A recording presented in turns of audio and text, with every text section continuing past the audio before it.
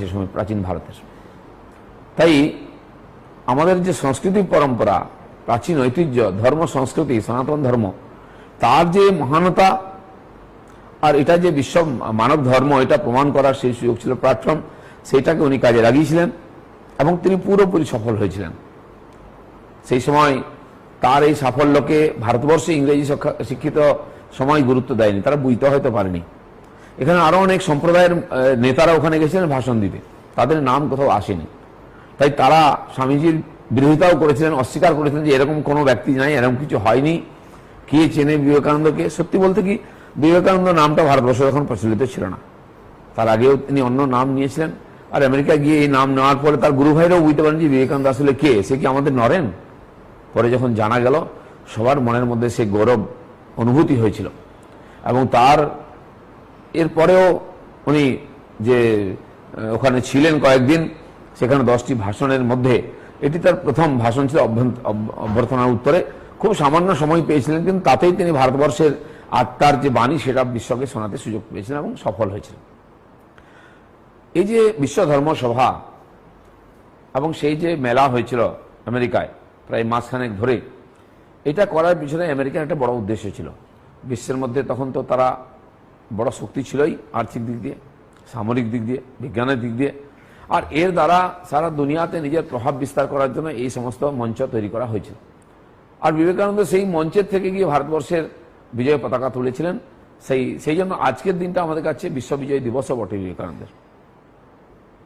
তারা তাদের বৈভব, তাদের শিল্প, সাহিত্য, সংস্কৃতি, শিক্ষা, শিল্প সব দেখাতে চেয়েছিল, আর বিবেকানন্দ সেটাকে সুযোগ করে নিলেন। সেই প্ল্যাটফর্মটাকে ইউজ করে ভারতবর্ষের গরিমা সারা বিশ্বে ছড়িয়ে দিলেন। কত দূরদর্শিতা, কত সাহস! একজন 30 বছরের যুবক এভাবে হিম্মতের সঙ্গে গিয়ে ওখানে কথা বলছে এত বড় প্রাচীন রাষ্ট্রে, যে আমি সেই দেশ থেকে এসেছি, 5000 বছরের পুরনো সেই প্রাচীন সভ্যতার প্রতিভূ হিসাবে এসেছি, শুনুন আমার কথা। সেই বসেছিল যারা বিশ্বের বিদ্বানরা, তাদেরকে কুপমণ্ডুক বলেছিলেন, কুয়োর ব্যাং বলেছিলেন।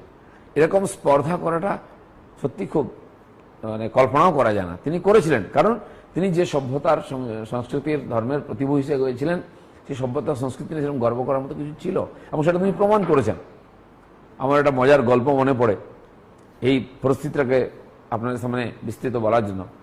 একজন ভদ্রলোকের বাড়িতে একটি গরু ছিল, তিনি গরু পুষতেন, তার গরুর একটি বাচ্চা হয়, এঁড়ে বাছুর হয় এটা। তো তাকে খুব লালন পালন করতেন। বাছুর যখন বড় হতে আরম্ভ করলো, স্বাভাবিক এঁড়ে বাছুর একটুখানি দুর্দান্ত হয়, দুষ্টু হয়, সে লাফালাফি দৌড়াদৌড়ি করতে আরম্ভ করলো, তারপর আরো বড় হয়ে গেল। তারপরে পাড়ায় যখন বেরোতো লোককে গুতগুতিও করে দিত, অভিযোগ আসতে আরম্ভ করলো। যখন অভিযোগ আসতে আরম্ভ করেছে, প্রথম তো যেমন সন্তানের প্রতি স্নেহ থাকে মানুষের, তোকে বলে না ও কিছু না, এটা হয়েই থাকে। কিন্তু এঁড়ে বাছুর যত বড় হতে আরম্ভ করলো, তার উৎপাত তত বাড়তে আরম্ভ করলো। রাস্তায় লোককে মারছে, পুকুরে ফেলে দিচ্ছে। যখন অত্যধিক উৎপাত হলো, কিন্তু তার এত ভালোবাসা ছিল সেই এঁড়ে বাছুরের প্রতি, সেই ভদ্রলোক তাকে কিছুতে বিক্রি করতে রাজি নন। সবাই বলছে, দাদা এটা বিক্রি করে দিন, কোনদিন কাউকে খুন করে দেবে। কিন্তু উনি সেটা না শুনে গেলেন ডাক্তারের কাছে, বৈদ্যের কাছে। জিজ্ঞেস করলেন যে, দাদা এরকম একটা ব্যাপার আছে, আমার একটা এঁড়ে বাছুর আছে, খুব শক্তিশালী, আর তাকে আটকানো যায় না, সে উৎপাত তাকে একটু কমজোর করার কোনো ব্যবস্থা আছে? তো বলছে, কি করতে হবে, আপনি কি চান? বলে, দেখুন লোক তো বলছে বিক্রি করে দিতে, আমি কিন্তু করবো না, আমার বাড়িতেই থাকবে, কিন্তু বেশি উৎপাত না করে। তখন সেই যিনি বৈদ্য ছিলেন, তিনি কয়েকটা গুলি বড়ি বার করে বললেন, দেখুন এইটা আপনি ওকে খাইয়ে দিন, ও ঠিক আপনার কন্ট্রোলে এসে যাবে। ভদ্র বললেন, আমার ছেলে যে হাঁ করতে বলবো আর ও মুখে দেবো আর খেয়ে নেবে, এরকম খাওয়ানো যায় গরুকে? একটা রাস্তা বলুন। তখন ভদ্রলোক বললেন যে, আপনি একটা বাঁশের নলি বানাবেন, আর সেই নলি করতে আর গরুটার মুখের মধ্যে দিয়ে মুখ দিয়ে ফু দিয়ে দেবেন, গলার মধ্যে দিয়ে, চলে যাবে আর কাজ হয়ে যাবে। বেশ কিছুদিন কেটে গেছে, 1-1.5 মাস। তারপরে বাজারে সেই কবিরাজের সঙ্গে আর এই গরুর মালিকের দেখা হয়েছে। হঠাৎ দুজনেই সবজি কিনতে গিয়ে দেখা হলো, পরস্পর মুখোমুখি হলো। তো উনি তো ডাক্তারবাবুকে তাকিয়ে আছেন, দেখে নমস্কার ডাক্তারবাবু বলছেন। ডাক্তারবাবু ওনাকে চিনতে পারছেন না। তো বলছে, কি? বলে, আপনাকে চেনা চেনা মনে হচ্ছে, কিন্তু আপনি বুঝতে পারছেন না। সেই আমি এসেছিলাম আমার গরুর চিকিৎসা, আপনি আমাকে গুলি দিয়েছিলেন। ও আচ্ছা আচ্ছা, কেমন আছেন? দেখে আপনাকে মনে হচ্ছে খুব হালকা পাতলা হয়ে গেছে। সে ভদ্রলোক গরুর মালিক বললেন, হ্যাঁ, আর সে বলবেন না, সে অনেক ব্যাপার, আপনার জন্য এটা হয়েছে। কারণ সে ভদ্রলোক খুব ঠান্ডা গন্ডা মার কাছে ছিলেন, ভালো স্বাস্থ্য ছিল তার, গরুর মতোই। ডাক্তার বললো কি হলো? বলে আপনি তো বললেন যে এটা এই নলির মধ্যে দিয়ে তার মুখে দিয়ে ফু দিয়ে দেবেন। বলে আপনি করেছিলেন? হ্যাঁ করতে তো গেছিলাম, তাই তো বিপত্তি হলো। যেই তার মুখের মধ্যে দিয়ে আমি ফু দিতে যাব, সে বেটা আগেই ফু দিয়ে দিল, আর সেই সমস্ত বড়িগুলো আমার পেটের মধ্যে চলে গেল, আর তারপরে ওর জায়গায় আমিই কমজোর হয়ে গেছি। তো এখানে মোটামুটি আমেরিকা যেটা চাইছিল বিশ্ব দরবারে তার প্রতিপত্তি দেখাতে, তার শক্তি সামর্থ্য বৈভব দেখাতে, বাবা কোড়াতে, সেটা না করে বিবেকানন্দ সেই প্ল্যাটফর্মকে কাজে লাগিয়ে আমাদের দেশের যে গৌরবময় অতীত, সংস্কৃতি, পরম্পরা, জীবন ধর্ম, সনাতন ধর্ম, মানবতার প্রতি আমাদের যে যোগদান, এ সমস্ত কিছু উনি ওখানে প্রমাণ করলেন যে বিশ্ব দরবারে ভারত এবং তার যে সনাতন ধর্ম এটা এখনো শ্রেষ্ঠ। মানবতার স্বার্থে ভারতের স্বাধীনতার দরকার আছে, মানবতার স্বার্থে তার ধর্ম সংস্কৃতির সুরক্ষা দরকার আছে। এরকম একটা অভিমত তৈরি করতে সফল হয়েছিলেন, মানুষকে নিজের মতে আনতে সফল হয়েছিলেন। ভারত বলে একটি দেশ আছে, এত প্রাচীন দেশ, যুগ যুগ ধরে আমরা এখানে মানবতার সাধনা তপস্যা করে চলেছি, সেটা কিন্তু দেশের লোক জানতো না। বিশ্বের দরবারে তখন ভারতের একটা ভাবমূর্তি তুলে ধরা হয়েছিল, যেটা সেই যোগীদের, হরযোগীদের দেশ, যারা গুহায় বসে থাকে। এখানে সাপের পুজো করা হয়, ব্যাঙের পুজো করা হয়, গাছপালার পুজো করা হয়, অন্ধবিশ্বাসী কুসংস্কারে আচ্ছন্ন মানুষরা এখানে থাকে, এর কোনো সংস্কৃতি পরম্পরা নাই। সেই ধারণায় ধাক্কা দিতে সফল হয়েছিলেন স্বামী বিবেকানন্দ। সেই জন্য এই যে বিশ্ব ধর্ম সভাকে কাজে লাগিয়ে উনি আর ভারতের যে একটা আলাদা ইমেজ তৈরি করতে সফল হয়েছিলেন, এটা তার একটা জীবনের সবচেয়ে বড় ঘটনা, এবং তার যে দূরদর্শিতা এর থেকে তার প্রমাণ হয়। আর সেই সময় ভারতবর্ষের শিক্ষিত সমাজ সবচেয়ে বেশি আত্মগ্লানিতে ভুগছিল। তারা সবচেয়ে বেশি ইংরেজদের অনুকরণ করছিল, অন্যান্য দেশকে অনুকরণ করছিল। তৎকালীন শিক্ষিত যুব সমাজ ইংরেজদের মতো ঠাট বাট, জামা কাপড়, চুল, আদব কায়দা অনুকরণ করছিল।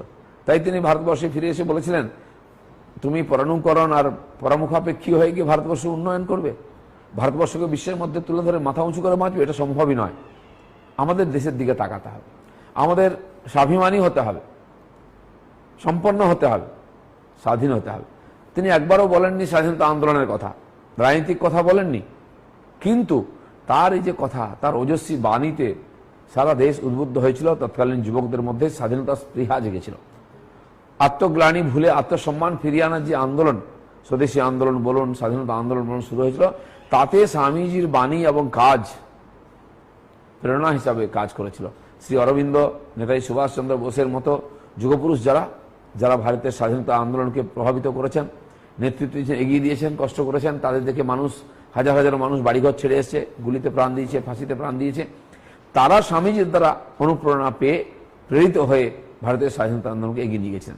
এরকম শত সহস্র তৎকালীন যুবক, তারা বিবেকানন্দকে গুরু মেনে তাকে অনুকরণ করে ভারতের স্বাধীনতা আন্দোলনে ঝাঁপিয়ে পড়েছে। তার প্রভাব এত সুদূর প্রসারী ছিল, আর আজও 117 বছর পরে আমরা সেই তার ভাষণের প্রতিধ্বনি শুনতে পাচ্ছি। তাকে অনুরণন মনন করার চেষ্টা করছি। আবাল বৃদ্ধ বনিতা আজকেও স্বামীজির কথা শুনলে গায়ে কাঁটা দিয়ে ওঠে। আর আজকের এই যে ভারতবর্ষ, যে নূতন ভারত আমরা তৈরি করতে যাচ্ছি, নিউ ইন্ডিয়া, সে নিউ ইন্ডিয়ার জন্য বিবেকানন্দের চিন্তাধারা, তার কাজ, তার চেতনা, সেটা আমাদের বিশেষ উপযোগী, কারণ তার মধ্যেই ভারতবর্ষ লুকিয়ে আছে। রোনাল্ড ওমার মতো লোকেরা, তৎকালীন যারা সাহিত্যিক দার্শনিক ছিলেন, অনেকে ভারতবর্ষে এসেও ছিলেন, রোনাল্ড মতো দার্শনিক, তারা অনেক জায়গায় বলেছেন, যদি ভারতকে জানতে হয় তুমি বিবেকানন্দকে জানো। আরো অনেক মহাপুরুষ বলেছেন। নেতাজি সুভাষ বলছেন, আমি যদি ঘন্টার পর ঘন্টা বলতে থাকি তাও স্বামীজি সম্বন্ধে বলে শেষ করতে পারবো না। বহু মহাত্মা আর গুরু রবীন্দ্রনাথ থেকে আরম্ভ করে বিশ্বের বিভিন্ন দার্শনিক, সাহিত্যিক, তখন যারা আমেরিকাতে সারা বিশ্ব থেকে এসেছিলেন, এবং সেখানকার তাৎক্ষণিক যারা দার্শনিক, সাহিত্যিক, শিল্পী, যারা একবার তার সামনে আসার সুযোগ পেয়েছেন, তার ভাষণ শুনেছিলেন, তার সাথে কথা বলার সুযোগ পেয়েছিলেন, সবাই তার ব্যক্তিত্বে, জ্ঞানে প্রভাবিত হয়েছিলেন এবং তার দৃষ্টিতে ভারতকে দেখার সুযোগ পেয়েছিলেন। পরবর্তীকালে তারা অনেকে ভারতবর্ষে এসেছিলেন। ভগিনী নিবেদিতার মতো একজন শিক্ষিতা মহিলা, আমেরিকায় আদর্শ এবং আধুনিকা মহিলা, যিনি শিক্ষকতার কাজে যুক্ত ছিলেন, তিনি তাকে দেখার পরে প্রভাবিত হয়ে তার শিষ্যত্ব গ্রহণ করেন এবং তিনি ভারতবর্ষে এসে সেই গরিব দুঃখীর সেবা করেন। তিনি বড় বড় শহরে গিয়ে ভাষণ দেননি, বস্তিতে গিয়ে গরিব মানুষের সেবা করেছেন, প্লেগের সেবা করেছেন, আর নারী শিক্ষা প্রসারে গুরুজির আদর্শে আর বাড়ি বাড়ি থেকে মেয়েদের চেয়ে নিয়ে এসে স্কুল শুরু করেছেন নারী শিক্ষার জন্য। তার প্রেরণা কত দূর গেছে বুঝেছি। জীবজ্ঞানের শিব সেবার যে সেবা ধর্ম তার, সেটা তিনি জীবনে করে দেখিয়েছেন এবং পরবর্তীকালে তার প্রতিষ্ঠিত রামকৃষ্ণ মিশন আজকেও এটাকে জীবনব্রত হিসেবে মেনে নিয়ে হাজার হাজার সন্ন্যাসী এবং শিষ্যরা এই কাজে এখনও লিপ্ত আছেন। তারা স্বামীজির বাণীকে সফল করার জন্য গ্রামে গঞ্জে পীড়িত মানুষের সেবার মাধ্যমে দেশের নির্মাণের কাজ করে চলেছেন। শুধু তাই নয়, এরকম হাজার হাজার সংগঠন, লক্ষ লক্ষ কোটি কোটি মানুষ বিবেকানন্দের সেই সেবাকে, নরসেবা নারায়ণ সেবাকে পাথেয় করে সমাজের সেবার জন্য এগিয়ে চলেছেন। তাই ভারতবর্ষে দুঃখী পীড়িত মানুষ এখনও সরকারের দিকে তাকিয়ে না থাকে এই ধরনের সংস্থা বা মানুষের সেবায় তারা নিজের পায়ে দাঁড়াবার চেষ্টা করেন। আমরা দেখেছি যখন কোনো দুর্যোগ এসেছে, ভারতবর্ষের এই যে সেবা ধর্ম যেটা বিবেকানন্দ বিশ্বের সামনে তুলে ধরেছিলেন, সে ক্যালিফোর্নিয়াতে বন্যা হোক, তুফান হোক, বা কোথাও ভূমিকম্প হোক, সুনামি হোক, বা ঝড় বা হোক, বা আমফানের মতো ঘূর্ণিঝড় হোক, সব জায়গায় আমাদের সমাজের লোকেরা সবচেয়ে বেশি এগিয়ে যান। বিশ্বের বিভিন্ন দেশে ভারতীয়রা যেখানে আছেন, সেই দেশের নাগরিকরা যখন পীড়িত হন, যখন সংকটে পড়েন, আমাদের ভারতীয়রাই সবচেয়ে আগে এগিয়ে যান। আর এগিয়ে গিয়ে তারা প্রথম এই দায়িত্বটা তুলে নেন। ওখানকার সরকার পৌঁছতে পারে না, অন্য দেশের নাগরিকরা পৌঁছতে পারে না, তারা নিজেকে নিয়ে ব্যস্ত হয়ে যান। কিন্তু ভারতীয়রা নিজেদেরকে অসুরক্ষিত রেখে অনেককে সুরক্ষিত রাখার চেষ্টা করেন, সামান্য সম্বল নিয়ে পৌঁছে যান। আমাদের দেশ, আমাদের প্রধানমন্ত্রী বিশ্ব দরবারে কোনো দেশ যদি সংকটে পড়ে, মানবতা, আমরা আহ্বান করি প্রথম যে আমরা তৈরি আছি সব রকম সাহায্য করার জন্য। ভারতবর্ষের ডাক্তার ওষুধ নিয়ে প্রথম ওখানে পৌঁছে যান তাদের পীড়িতদের সেবা করার জন্য। এই সেবা ধর্ম যুগ যুগ ধরে ভারতবর্ষের আর জীবন পদ্ধতির অঙ্গ। স্বামী বিবেকানন্দ সেটাকে পাথেয় করেছেন, আর তার দেখে আজকে লক্ষ লক্ষ কোটি কোটি মানুষ এই কাজে ব্রতী হয়ে আছেন। এবং সেই সময় কলকাতায় যারা শিক্ষিত মানুষ ছিলেন, যারা ইংরেজি শিক্ষায় শিক্ষিত, মেকলের কথা অনুযায়ী যারা খালি চেহারায় রঙে ভারতীয় ছিলেন, বাকি সব কিছুতে ইংরেজ ছিলেন, তারা কিন্তু বিবেকানন্দের উত্থানকে সহজে কেউ নিতে পারেননি। তারা উন্নাসিক ছিলেন, সমালোচনাও করেছেন, অবজ্ঞা করেছেন। এবং তৎকালীন ব্রাহ্ম সমাজ থেকে থিওজফিস্ট আরও অনেক সোসাইটি আমাদের দেশে ছিল, অনেক সম্প্রদায় ছিল, তারা এটা ভালোভাবে নেননি। কারণ তারা খুব উচ্চশিক্ষিত সম্পন্ন মানুষ ছিলেন। তারা ভেবেছিলেন যে কোথাকার কে একজন অজ্ঞাত কুলশীল, সে দুনিয়াতে নাম করে ফেললো, সবাই তার নাম করছে। এতদূর তার ভাষণে প্রভাবিত হয়ে মানুষ পাগল হয়ে গেছিল। রাজা মহারাজা থেকে আরম্ভ করে সবাই ছুটে এসেছিলেন, কারণ ভারতাত্মার বাণী বিবেকানন্দের মুখ থেকে তারা শুনেছিলেন। তাই যখন তিনি শিয়ালদা স্টেশনে এসে নামেন বজবজ থেকে ট্রেনে, হাজার হাজার যুবক ছুটে গেছিলেন তাকে দেখতে, ছুতে, মালা পরাতে। তিনি যে ঘোড়ার গাড়িতে করে আসছিলেন, সে ঘোড়া খুলে না হয় জমিদার রাজারা এসে ঘোড়ার গাড়ি টানছেন, স্বামী বিবেকানন্দ তখন মহারাজের মতো বসে আছেন। এই যে সমাজের সমস্ত স্তরকে তিনি প্রভাবিত করেছিলেন, বহু মানুষ সেটাকে ভালোভাবে নিতে পারেননি। ঠিক যেরকম ঠাকুর রামকৃষ্ণ তার গুরুদেব, তিনি সেই কামারপুকুর থেকে চলে এসেছিলেন হাঁটতে হাঁটতে কলকাতাতে, এখানকার শিক্ষিত সমাজকে ধার্মিক করার জন্য, ভক্তির শিক্ষা দেওয়ার জন্য, ভারতীয় জীবনবোধের শিক্ষা দেওয়ার জন্য, সনাতন ধর্ম শেখাবার জন্য, কলকাতার মানুষকে সজাগ করার জন্য, কলকাতার মধ্যে ভারতীয়ত্ব, হিন্দুত্ব জাগাবার জন্য ঠাকুরকে আর আরামবাগ থেকে, কামারপুকুর থেকে কলকাতায় আসতে হয়েছিল। সেরকম ভারতকে শিক্ষিত পরাণুকরণকারী ইংরেজি শিক্ষিত সমাজকে আর তৎকালীন রাজা জমিদার যারা ভোগবিলাসে ভেসে যাচ্ছিল, তাদেরকে জাগ্রত করার জন্য স্বামীজিকে আমেরিকা চিকাগোতে যেতে হয়েছিল এবং তিনি পুরোপুরি সফল হয়েছিলেন। তার এই যে যুগোপযোগী কাজ, যে সময় ভারত নড়াচড়া করছে জেগে ওঠার জন্য, নূতন চিন্তাভাবনা আসছে, সেখানকার শিক্ষিত মানুষরা ফ্রান্সের বিপ্লব নিয়ে চিন্তা করছেন, চীনের বিপ্লব নিয়ে চিন্তা করছেন, অন্যান্য দেশের বিপ্লব নিয়ে চিন্তা করছেন। কিন্তু ভারতবর্ষের প্রথম স্বাধীনতা সংগ্রাম, যে যাকে সিপাহী বিদ্রোহ বলেছিল এখানকার ইংরেজ সরকার, সেটা নিয়ে চিন্তিত নন, সাবরকারের কথা নিয়ে চিন্তিত নন।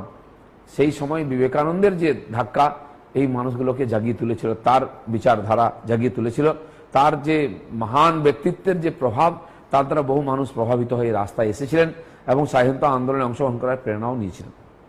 সেখান থেকে নতুন করে চিন্তাভাবনা শুরু হয় যে ভারতের মতো মহান দেশ, কারণ আমাদের দেশের সংস্কৃতি, ইতিহাস, পরম্পরা, এ সম্বন্ধে আমাদের দেশের লোকেরা সজাগ ছিল না। তাদের শিক্ষিত করার মতো কোনো ব্যবস্থাই ছিল না। ইংরেজ তাদের শিক্ষায় শিক্ষিত করে দাস তৈরি করছিল। সেই শিক্ষা ব্যবস্থার বিরুদ্ধে দাঁড়িয়ে বিবেকানন্দ আওয়াজ তুলেছিলেন তার ভাষণ, তার বক্তব্য যেটুকু তৎকালীন প্রচারে এসেছিল, তৎকালীন যা মিডিয়া ছিল, প্রচার মাধ্যম ছিল, তার মাধ্যমে এসেছিল। আর তিনি সারা দেশ পরিক্রমা যখন করেছিলেন, সেই সময় যেখানে যেখানে গেছিলেন ভাষণ দিয়েছিলেন। কিছু বিশেষ মানুষকে তিনি টার্গেট করেছিলেন, যাদের মধ্যে যে মোহ ছিল, ইংরেজ মোহ ছিল, তাদেরকে সে মোহ থেকে বার করে নিয়ে এসেছিলেন, আমরা জানি। আর যে রাজা বিজয় সিং ছিলেন, তার শিষ্যত্ব নিয়েছিলেন ক্ষেত্রীর রাজা, তার দরবারে তার সঙ্গে যে বিতর্ক হয়েছিল, আর বিবেকানন্দকে জিজ্ঞেস করেছিলেন মূর্তি পূজার সম্বন্ধে, কেন মূর্তি পূজা করা হয়। তখন মহারাজের বাবার ছবি দেখিয়ে উনি বলে দিয়েছিলেন যে এটা নামিয়ে নিয়ে আসুন, এর উপরে পা দিন। তখন রাজা খেপে গেছিলেন। উনি তাই বলেছিলেন যে এর মধ্যে মহারাজা নেই, কিন্তু মহারাজার প্রতিকৃতি, তার সম্মান, তার প্রতি আমরা ব্যক্ত করি। ঠিক মূর্তি পূজার প্রতিও আমাদের সেরকম শ্রদ্ধা সম্মান আছে। মূর্তিটা আমাদের পূজ্য নয়, তার পেছনে যে শক্তি আছে তাকে আমরা পুজো করি। এই ধরনের ভারতীয় জীবন পদ্ধতির যে বিভিন্ন অঙ্গ প্রত্যঙ্গ, সে সম্বন্ধে ভারতবর্ষের মানুষকে শিক্ষিত করার যে প্রচেষ্টা উনি শুরু করলেন, তার দ্বারা নতুন একটি প্রজন্ম তৈরি হলো, একটি নতুন জাগরণ তৈরি হলো। যে সময় এখানে ডিআরজিওর নেতৃত্বে ইয়ং ইন্ডিয়া, ইয়ং বেঙ্গল আন্দোলন হচ্ছে, বা আরও অনেকে নতুন নতুন বিচারধারা নিয়ে দেশকে আধুনিক করার চেষ্টা করছেন, যখন ব্রাহ্মরা আধা খ্রিস্টান হয়ে গিয়ে ভারতীয় জীবন পদ্ধতি, হিন্দু জীবন পদ্ধতির প্রতি বিতৃষ্ণা তুলে ধরছেন, সেই সময় বিবেকানন্দ ভারতীয় সনাতন পরম্পরার গরিমাকে সমাজের সামনে তুলে ধরেছেন। যে সময় ডিআরজিওর দ্বারা প্রভাবিত হয়ে ইয়ং বেঙ্গলের যুবকরা ব্রাহ্মণের ছেলে মাথায় গরুর মাংস নিয়ে কলকাতার রাস্তায় হেঁটে বেড়াচ্ছে, এটাকে বিপ্লবী বলা হচ্ছে। হিন্দু ধর্মের প্রত্যেকটি যে বিশ্বাস বিন্দু, তার প্রতি আঘাত করা, অসম্মান করার যখন ফ্যাশন হয়ে গেছিল, তখন তার পক্ষে যুক্তিতে দাঁড়িয়ে বিবেকানন্দ আমাদের শিক্ষিত সমাজকে প্রভাবিত করেছেন। সেজন্য খুব গুরুত্বপূর্ণ সময় ছিল। এবং তিনি বিশ্ব দরবারে যখন পৌঁছলেন, তার যে ব্যক্তিত্ব সে অনেক বহুগুণ বেড়ে গেছিল, তার কথার গুরুত্ব বেড়ে গেছিল। যারা তাকে গুরুত্ব দেয়নি, সেই সমস্ত শিক্ষিত ও সম্পন্ন তথাকথিত এলিট সোসাইটি তখন বিবেকানন্দকে নিয়ে ভাবতে বাধ্য হন এবং তার কাছে আসতে বাধ্য হন। এবং তিনি অল্প সময়ের মধ্যে 4 বছর পরে যখন তিনি ভারতবর্ষে ফিরে এলেন, তিনি ভারতের সমাজকে আহ্বান করলেন যে আগামী 50 বছর সমস্ত দেবী দেবতাকে তুলে রেখে দাও কুলঙ্গির মধ্যে, কেবল ভারত মাতাই আমাদের একমাত্র আরাধ্য দেবতা হন, তাহলে আমরা সফল সম্পন্ন হব, স্বাধীন হব। এবং দেখুন মহাপুরুষের বাণী, তার দূরদৃষ্টি। 1897 সালে তিনি আহ্বান করলেন আগামী 50 বছর একমাত্র আরাধ্য দেবতা ভারত মাতা হন আমাদের। ঠিক 50 বছর পরেই 47 সালে ভারত স্বাধীন হয়ে গেল।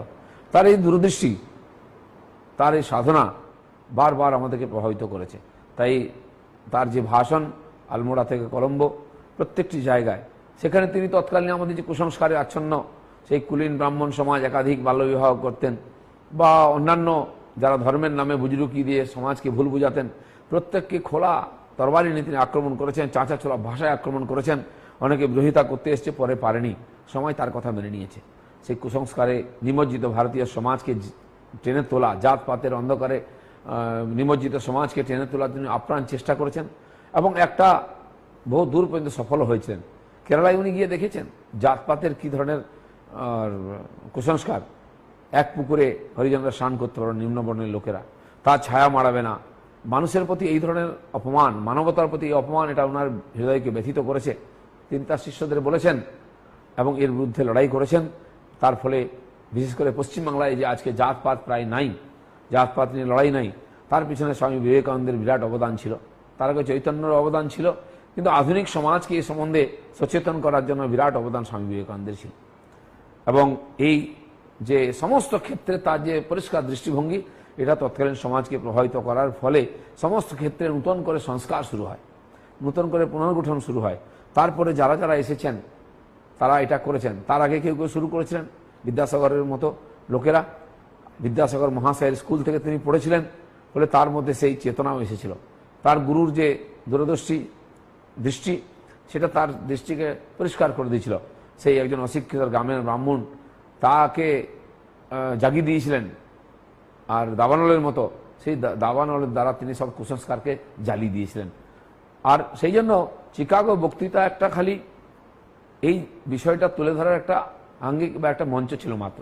স্বামী বিবেকানন্দ তার আগে ভারত পরিক্রমা করে কোণে কোণে গেছেন, লোককে বুঝিয়েছেন, তখন তাকে কেউ চিনত না।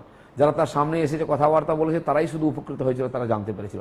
কিন্তু যখন তিনি আমেরিকা থেকে ফিরে আসেন চিকাগো ভাষণের পরে, তাকে দেখার জন্য, শোনার জন্য লোক পাগল হয়ে যায়। আমেরিকাতে প্রথম দিন ভাষণ শোনার পরে তার ভাষণ প্রত্যেক দিন হোক এরকম দাবি করেছেন ওখানকার শ্রোতারা। আমার মতো সাধারণ মানুষেরও চিকাগোতে যাওয়ার সুযোগ হয়েছিল, সেই ধর্মসভার হল দেখার সুযোগ হয়েছে। হল ছোটই আছে, 4-5 জন বসতে পারে। সেই বিল্ডিংগুলোকে এলাকাকে ভেঙে নতুন করে মিউজিয়াম তৈরি করা হয়েছে, খুব সুন্দর। সেখানে ভারতীয় শিল্পকলা মূর্তি বিভিন্ন রকম সংগ্রহ করে সুন্দর সাজানো হয়েছে। এবং স্বামী বিবেকানন্দ 1 মাস আগে পৌঁছে গেছিলেন ওখানে উনি। তাই ওখানটা চিকাগো যেহেতু খুব খরচ সাপেক্ষ শহর, তিনি ওটা ছেড়ে বোস্টনে চলে গেছিলেন। সেখানে একটি গ্রাম আছে আমিশকোম বলে, বোস্টন শহর থেকে 40 কিলোমিটার দূরে। সেখানে একটি ছোট্ট চার্চ আছে, সেই চার্চ এখনও আছে। স্বামী বিবেকানন্দ আমেরিকাতে প্রথম ভাষণ যে চার্চে দিয়েছিলেন, আমিশকোম বলে একটি গ্রাম, তার পাশে ছোট্ট নদী খালের মতো, তার নাম আমিশকোম। সেটা ওইখানেই সমুদ্রে মিলেছে, সমুদ্রের পাশে পাড়েতে এবং বিচের মধ্যে বড় বড় পাথর আছে, সুন্দর দৃশ্য। আর স্বামী বিবেকানন্দ ওখানে গিয়ে ওই পাথরের উপরে ধ্যানে বসতেন, সমুদ্র, খোলা সমুদ্রের দিকে মুখ করে তিনি তপস্যা করতেন। আমাদের বর্তমান প্রধানমন্ত্রী নরেন্দ্র মোদীও সেই এলাকায় গেছেন এবং সেই পাথরের উপরে ধ্যান করেছেন। এটা আমি ওখানকার লোকেদের কাছ থেকে শুনতে পারলাম, যারা ভারতীয়রা আছেন। তখন নরেন্দ্র মোদী, আজকে নরেন্দ্র মোদী ছিলেন না। তো সেই ঐতিহাসিক জায়গায় গেলে পা দিলে আমাদের শরীরের মধ্যে কাঁটা দেয়। সেই শিকাগো শহরে এখন ভারতীয়রা একত্রিত হয়েছেন, বিশাল বড় মন্দির তৈরি করেছেন। ভারতবর্ষের পূর্ব, পশ্চিম, উত্তর, দক্ষিণ সব জায়গায় দেবী দেবতার, সেখানে মা দুর্গা থেকে আরম্ভ করে তিরুপতির ভগবান আর মারিয়াম্মা, সবার মূর্তি প্রতিষ্ঠা হয়েছে ওখানে। ভারত তীর্থের একটা সুন্দর জায়গা, উঁচু নিচু টিলা পাহাড়ের মধ্যে সুন্দর করে সেই বিশাল পরিসর তৈরি করে একটা ছোট্ট ক্ষুদ্র ভারতের একটা প্রারূপ ওখানে তৈরি করা হয়েছে। সেটা দেখাটা একটা চমৎকার অভিজ্ঞতাও হয়, সেখানে যাওয়ার আমার সুযোগ হয়েছে। তো এই যে ভারতবর্ষের যে নবজাগরণ শুরু হলো, তার মধ্যে বিবেকানন্দের একটা বড় অবদান ছিল। আর সেই অবদানকে মনে রেখে আমাদের তার অসম্পূর্ণ কাজকে করার জন্য এগিয়ে আসতে হবে। আজকে আমাদের প্রধানমন্ত্রী আত্মনির্ভর ভারতের আহ্বান করেছেন। যে বিবেকানন্দ যখন আমেরিকার দিকে যাত্রা করেছেন যে জাহাজে, সেই জাহাজের মধ্যে তৎকালীন যুবক শিল্পপতি জামশেদজি টাটাও ওনার সঙ্গে প্রবাস করছিলেন। যথারীতি রাস্তায় তার সঙ্গে পরিচয় হলো। পরিচয় হতে জিজ্ঞেস করলেন, আপনি কে, কী করেন? জামশেদজি বললেন, আমার নাম এই, আর আমি ব্যবসা করি। কিসের ব্যবসা? আপনি কোথায় যাচ্ছেন? জাপানে যাচ্ছি। কেন? না, জাপান থেকে আমি দেশলাই নিয়ে আসি, ভারতবর্ষে বিক্রি করি। তো স্বামীজি বলেন যে এই সামান্য দেশলাই আনতে তুমি জাপান যাচ্ছ? আমাদের দেশে কি তৈরি হতে পারে না? আমাদের দেশে তো দেশলাই কি কি লাগে? তো বললেন বারুদ লাগে, কাঠ লাগে, এইসব। বলে আমাদের দেশে কি কাঠ নেই? নাকি বারুদ তৈরি হয় না? নাকি আমাদের দেশে ইঞ্জিনিয়ার নেই? নাকি শ্রমিক নাই? সবই তো আছে। তুমি এখানে কেন কারখানা করো না? এখানে শিল্প করে তোলো, আমাদের দেশের লোক, গরিব লোকেরা কাজ পাবে, আমাদের দেশে অনেক সামগ্রী সেটা কাজে লাগবে, দেশের পয়সা থাকবে দেশে। তো তার থেকে প্রভাবিত হয়ে জামশেদজি টাটা আজকে একটা সাম্রাজ্য গড়ে তুলেছেন। টাটানগর আমরা জানি, জামশেদপুর, সেখানে কি নাই? সেই ছোট, জানি না এখন দেশলাই তৈরি হয় কিনা, কিন্তু বড় বড় ট্রাক তৈরি হয়। এবং তারা অস্ত্রশস্ত্র তৈরি করার কল্পনা করছেন, বড় বড় ইঞ্জিনিয়ারিং শিল্প করেছেন, অটোমোবাইল শিল্প করেছেন। তারপরে টমকো বলে একটি শিল্প তৈরি করেছিলেন, যেটা কসমেটিক্স, সেটা বিক্রি করে দিচ্ছেন। বিশাল সাম্রাজ্য। তো একবার সম্পর্কে এসেছেন স্বামী বিবেকানন্দের, তার জীবন পাল্টে গেছে, তার ধারণা পাল্টে গেছে। সেই মানুষ একটা অসাধ্য সাধন কাজ করেছিলেন, যেটা আজকে আমাদের কাছে গর্বের। এরকম প্রত্যেকটি মানুষ যারা স্বামী বিবেকানন্দের কাছাকাছি এসেছেন, তাদের জীবন পাল্টে গেছে। তাকে আমরা দেখতে পাইনি, কিন্তু তার ভাষণের আওয়াজ এখনো শোনা যায় হয়তো। কিন্তু তার যে কীর্তি, তার যে তপস্যা, তার যে কাজ, সমাজের প্রতি তার যে আহ্বান, তিনি বারবার বহু জায়গায় গেছেন, বহু ভাষণ দিয়েছেন, সেগুলো সংকলিত আছে। আজকে যুব সমাজকে সেই ভাষণ পড়ার দরকার আছে, তাদেরকে প্রেরিত করার দরকার আছে। তাহলে আজকে যে আত্মনির্ভর ভারতের সংকল্পনা বা আহ্বান নরেন্দ্র মোদী রেখেছেন, তার কিন্তু বীজারোপণ করেছিলেন স্বামী বিবেকানন্দ। শিল্পে দেশকে সমৃদ্ধ করার জন্য টাটাকে তিনি প্রেরিত করেছিলেন।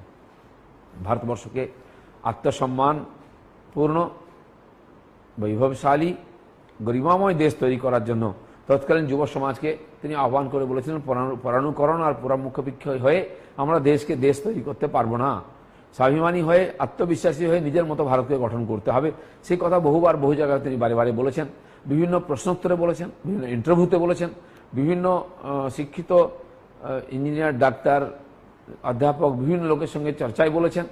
বিদেশে যখন গেছেন, সেখানকার আমেরিকার তৎকালীন যে বৈভব, তার পিছনে যাদের হাত ছিল, যারা কারিগর ছিলেন, সেই সমস্ত বিভিন্ন ইঞ্জিনিয়ার বা সায়েন্টিস্টদের সঙ্গে দেখা করেছেন, বহু আলোচনা চর্চা করেছেন। তখন তিনি বলেছিলেন, আমাদের তৎকালীন যে খ্রিস্টান সমাজ ভারতবর্ষে এসে ধর্মান্তরণ করছিলেন, তিনি তাদের বলেছিলেন যে ভারতীয় খ্রিস্টান জগতের ভারতের প্রতি কি করা উচিত। সেখানে বলেছিলেন, আপনারা যেটা করছেন এখান থেকে ভারতবর্ষে ধর্ম নিয়ে যাচ্ছেন, ভারতবর্ষে ধর্ম নিয়ে যাওয়ার দরকার নেই, ভারতবর্ষে ধর্মের অভাব নেই, ধার্মিক মানুষের অভাব নেই, আপনারা ভারতবর্ষে খাবার নিয়ে যান, বিজ্ঞান নিয়ে যান, শিক্ষা নিয়ে যান, মানুষকে শিক্ষিত করুন, সেটা অভাব আছে, আর আমরা সারা দুনিয়াকে ধর্ম দেবো। তাই বলেছিলেন পাশ্চাত্য থেকে আমাদের বিজ্ঞান নিয়ে আসতে হবে আর ভারতকে ধর্ম শেখাতে হবে পাশ্চাত্যকে। এই যে দৃষ্টিভঙ্গি তার, সেটা তিনি করে দেখিয়েছিলেন। পরবর্তীকালে আজকে সারা দুনিয়া ভারতবর্ষের জীবন পদ্ধতি, ভারতবর্ষের আদর্শ, ভারতবর্ষের সংস্কৃতি, চিকিৎসা পদ্ধতি সমস্ত কিছু শেখার জন্য আমাদের কাছে আসছে। আজকে প্রায় 200টা দেশেতে ভারতের যোগ প্রভাবী হয়েছে, প্রতিষ্ঠিত হয়েছে, যোগের অভ্যাসের দ্বারা মানুষের জীবনে পরিবর্তন হচ্ছে। তো ভারতবর্ষ নূতন করে আজকে বিশ্বে তার প্রভাব বিস্তার করছে, যার শুরু করেছিলেন স্বামী বিবেকানন্দ। কিন্তু এটাকে ঠিকঠাক মতো বিশ্বের সামনে তুলে ধরে এগিয়ে নিয়ে যাওয়ার মতো যোগ্য নেতৃত্ব আমাদের দেশে তারপরে আমরা পাইনি। সে ধার্মিক জগতে হোক, সামাজিক, সাংস্কৃতিক, রাজনৈতিক জগতে হোক, বিবেকানন্দের যোগ্য উত্তরসূরি হিসাবে তার কাজকে সম্পূর্ণ করা আর ভারত মাতাকে জগৎগুরু আসনে বসাবার জন্য সাধনা করা, তপস্যা করার লোকের অভাব ছিল। আজকে আমাদের প্রধানমন্ত্রী সেই জায়গাটায় এসেছেন বলে ভারত সারা বিশ্ব আবার আমেরিকা নরেন্দ্র মোদীর দিকে তাকিয়ে আছে। তখন তিনি ডাক দেন ভাই ওর বহনও, তখন সাধারণ মানুষ তার দিকে তাকায়। তাই যখন তিনি বলেন যে আসুন যারা আমাদের হয়ে করোনা ফাইটার হয়ে লড়াই করছেন আমাদের সুরক্ষা দেওয়ার জন্য, তাদের জন্য তালি বাজান, তাদের জন্য থালি বাজান, ঘন্টা বাজান। তো 130 কোটি মানুষ তখন বারান্দায় দাঁড়িয়ে মোদিজির কথা মতো থালা বাজান, ঘন্টা বাজান, কাঁসর বাজান, তালি বাজান। যখন তিনি বলেন যে আসুন আমরা সবাই মিলে একসঙ্গে লড়ে করোনাকে পরাজিত করি, সবাই মিলে বাড়িতে বসে প্রদীপ জ্বালাই, তখন ভারতবর্ষে 130 কোটি মানুষ আর ঘরের মধ্যে প্রদীপ জ্বালান। এবং তিনি সঙ্গে সঙ্গে যারা এই সমাজের জন্য জীবনকে হাতে নিয়ে লড়াই করছেন তাদের সম্মানিত করার জন্য সারা দেশে পুষ্পবৃষ্টিও করেছেন। তো সমাজকে এক ডাকে এক জায়গায় আনার মতো আর যে ক্ষমতা, যোগ্যতা খুব কম লোকের থাকে। নরেন্দ্রনাথ সেটা করেছিলেন। সেই সময় কমিউনিকেশন ছিল না, সেই সময় এত মিডিয়া ছিল না, তা সত্ত্বেও ভারতবর্ষের কোণে কোণে তার আওয়াজ পৌঁছেছিল। যারা শিক্ষিত সচেতন মানুষ তারা বিবেকানন্দের বাণীকে পাথেয় করেছিলেন, তাকে দেখার শোনার জন্য এসেছিলেন। বহু জায়গায় তাকে সম্বর্ধনা দেওয়া হয়েছিল, তার ভাষণ শোনার জন্য যুবকরা হাজার হাজার উপস্থিত থাকতেন। আমেরিকাতে তো লোকেরা টিকিট দিয়ে ভাষণ শুনতে আসতো। আর তিনিও বলেছিলেন যে যদি টিকিট কেটে লোকে শুনতে চায় আমরা পয়সা কেন নেবো না। সেই পয়সা পাঠিয়েছিলেন ভারতবর্ষে। আজকে রামকৃষ্ণ মিশনের শুরু হয়েছিল জমি কেনা থেকে, সেই পয়সা দিয়ে। তো বিজনেসও উনি করে দেখিয়ে দিয়েছিলেন, সব বিজনেসও করা যায়। তাই আজ নতুন করে বিবেকানন্দকে তুলে ধরার দরকার আছে। সেই নরসেবা, নারায়ণ সেবার যে মন্ত্র, সেটা নিয়ে ভারতবর্ষের কোণে কোণে যেতে হবে। আমরা রাজনীতির লোক, কিন্তু এই যে করোনা আবহের মধ্যে গরিব মানুষের সেবার জন্য আমরা পশ্চিমবাংলায় প্রায় 1.5 কোটি মানুষকে সেবা করি। সারা ভারতবর্ষে আমাদের পার্টির লোকেরা প্রায় 19 কোটি মানুষকে সেবা পৌঁছে দিয়েছেন। এটা হচ্ছে বিবেকানন্দের আদর্শে অনুপ্রাণিত হয়ে কাজ। কারণ তিনি এটাই বলেছিলেন, রাজনীতি তার জায়গায় থাক, সব জায়গায় থাক, কিন্তু মানবতা যদি বিপন্ন হয়, সৃষ্টি যদি বিপন্ন হয়, তার সেবায় যদি না লাগি, তাহলে মানুষ জীবনটা আমাদের সফল হয় না। স্বামী বিবেকানন্দ এই মন্ত্র আমাদের দিয়েছেন। দেশের সেবার মাধ্যমে, দেশের উন্নতির মাধ্যমে দুনিয়ার সামনে মাথা উঁচু করে আমরা দাঁড়াবো, ভারত মাতা জগৎ জননী হবেন। সেটাই আত্মনির্ভর ভারতের সংকল্পনা। ভারতকে শিক্ষায়, সংস্কৃতিতে, অর্থনীতিতে, শিল্পনীতিতে, শিল্পকলায়, সমস্ত দিক দিয়ে, সুরক্ষার দৃষ্টিতে, সামরিক দিক দিয়ে, সব দিক দিয়ে ভারতকে সুরক্ষিত, সম্পন্ন, স্বাভিমানী এবং উন্নত দেশ তৈরি করতে হবে। বিবেকানন্দ যার ভিত্তিপ্রস্তর স্থাপন করেছিলেন, সেই যে ইমারত, তাকে সম্পূর্ণ করার কাজ নরেন্দ্র মোদী করছেন। সারা দেশ আজকে তার সঙ্গে আছে। তিনি রাজনীতি ক্ষেত্রে কাজ করছেন, বিবেকানন্দ সামাজিক ক্ষেত্রে, ধার্মিক ক্ষেত্রে কাজ করেছিলেন, কিন্তু দুজনের গন্তব্য একই, বৈভবশালী ভারতবর্ষ। আমার মনে হয় আজকে যে নূতন ভারত গড়ে উঠছে গ্রামে গঞ্জে, তিনি বলেছিলেন নূতন ভারত বেরিয়ে আসবে কামারের সালা থেকে, কুমোরের সেই চাকের নিচ থেকে, এবং শূদ্রের উত্থান হবে। আজকে আমরা দেখতে পাচ্ছি ভারতবর্ষের সমস্ত ক্ষেত্রে যারা নেতৃত্ব দিচ্ছেন তারা সেই শূদ্র সময় থেকে, পিছিয়ে থাকা সময় থেকে উঠে আছে। আমাদের প্রধানমন্ত্রী হন, একাধিক মুখ্যমন্ত্রী হন, আমাদের মাননীয় রাষ্ট্রপতি, তিনি একজন দলিত সমাজের প্রতিভূ। বিবেকানন্দের যে চিন্তাধারা, তার যে দূরদর্শিতা, তার যে আহ্বান, সেটাকে সফল করার জন্য সমাজের বিভিন্ন স্তরে মানুষের যে প্রচেষ্টা, তার ফলে এরকম প্রতিভাকে আমরা আজকে রাষ্ট্র সঞ্চালনে দেখতে পাচ্ছি।